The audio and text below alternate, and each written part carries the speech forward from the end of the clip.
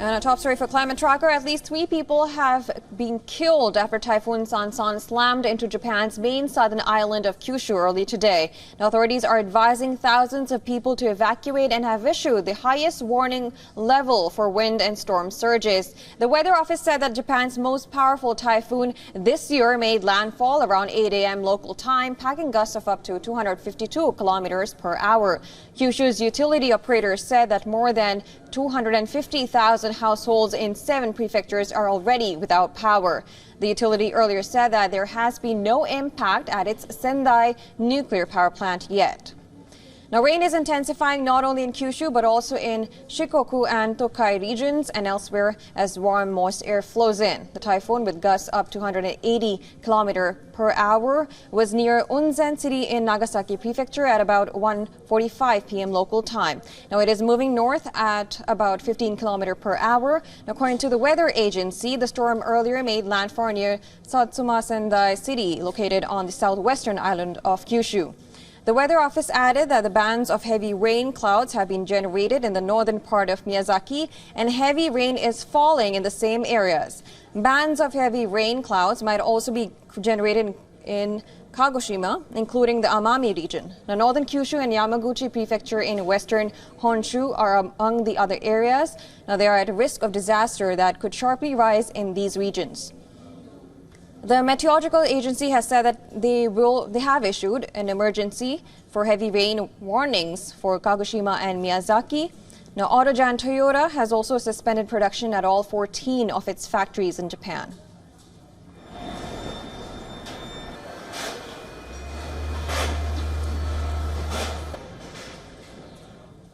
Japan Airlines cancelled 172 domestic flights and 6 international flights scheduled for Wednesday and Thursday, while All Nippon Airways cancelled 219 domestic flights and 4 international ones on Wednesday, Thursday, and Friday.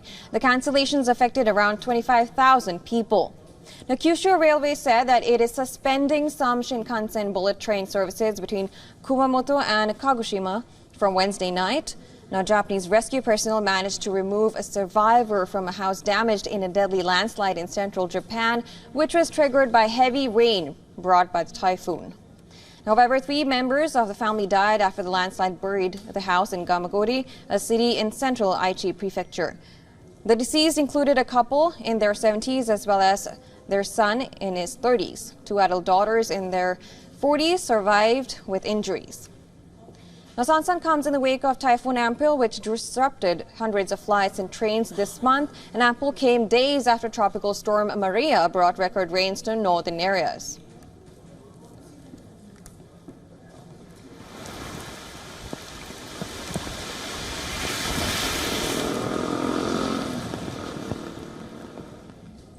All right, so for more on this, we're being joined by correspondent Chris Gilbert from Tokyo. Thank you, Chris, for joining us. Tell us the latest you're getting from the grounds.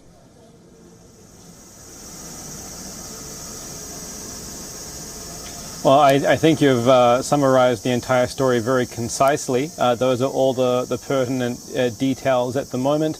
It is moving about as fast as an elderly driver, about 15 kilometers an hour, hovering over Nagasaki, one of the major cities in Kyushu. And it does seem to be weakening ever so slightly in terms of wind speed. Those gusts are now down to, at their most extreme, about 180 kilometers an hour. But many places in Kyushu have received about their entire, average rainfall for August just in the last day or so. So as you can imagine, many rivers are at bursting point, especially in Oita Prefecture in the north of Kyushu, where about 20,000 people have been requested or in fact ordered to evacuate, and if they can't evacuate, go to the upper floors of their houses to avoid flooding. We know that there have been 54 injuries so far, not including, of course, the 3 fatalities that you mentioned earlier in Aichi Prefecture, far from the storm. And 22 of those 54 injuries were in Miyazaki City in Kyushu, quite close to Kagoshima, where the typhoon made landfall. And that was just due to the extreme winds blowing out glass in some buildings and the shrapnel of glass hitting 22 people. And none of those injuries life-threatening, but certainly illustrative of the severity of the winds. Traffic is meant to remain affected, and as you mentioned, delays on the bullet train, the Shinkansen, and also 33 passengers already affected by over 600 flights in and out of Japan and around Japan, domestic flights as well, cancelled, suspended or delayed throughout Thursday. As I say, it is a very slow-moving typhoon. It is prolonging the effects of those in Kyushu in particular, which have already been battered by other storms. And with the warm front coming off this typhoon, it's bringing heavy rain to other parts of the country. So there is danger effectively for everyone, and the meteorological agency is urging vigilance. It's great that you picked it up. Now, Tokyo is also one of the regions which might be impacted because we know that the typhoon is moving upwards, although 15 km per hour. But now, is there any kind of preparation that the region has taken in Tokyo there?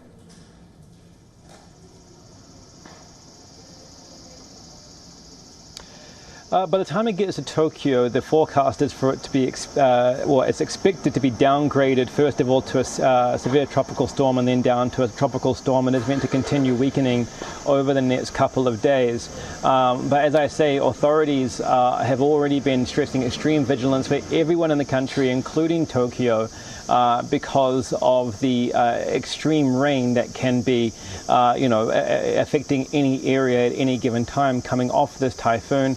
Tokyo City itself has not really been affected yet. As you can see here, it's just finished drizzling slightly, but neighboring prefecture Shizuoka has experienced extreme deluges, and there's a severe landslide warning there. But there is always the chance of rivers flooding, of people not being able to go out and get groceries, because we saw in Kyushu many supermarkets and convenience stores closed due to the typhoon.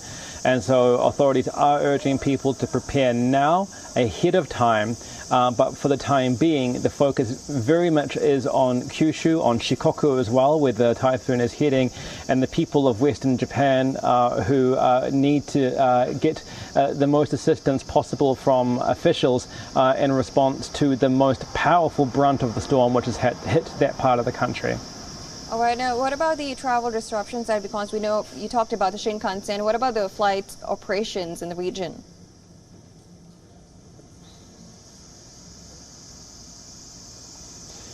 It's the tail end of the busiest travel season for Japan in the calendar year, apart from maybe New Year's. August, there's a holiday called Obon, which people take at different times, and effectively the whole country goes on holiday. It is the tail end of that, but this is the second typhoon to hit Japan during that travel period.